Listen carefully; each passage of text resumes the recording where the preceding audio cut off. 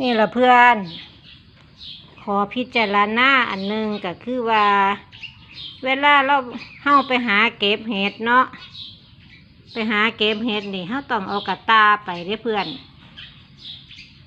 อันปาลีรัดเอาถุงพลาสติกไปใส่นี่ถุงกรอบแกบไปใส่เวลาได้มาแล้ว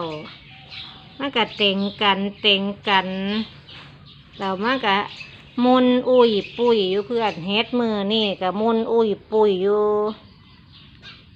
ก็มีเห็ด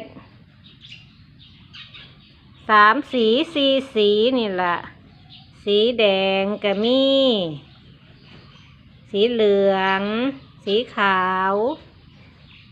สีน้ำตาลเพื่อนมันก็มีหลากหลายเห็ดร่วมนะเพื่อนเพราะฉะนั้นแล้วก็เลยมาเว้าสู่ฟังว่าเพื่อนทั้งหลายไปหาเก็บเห็ดให้ถือกระตาไปอย่าสาถือถุงพลาสติกไปมันมุนอุ้ยปุยเด้อมุนอุ้ยปุยเลยนะสามปีรวมกัน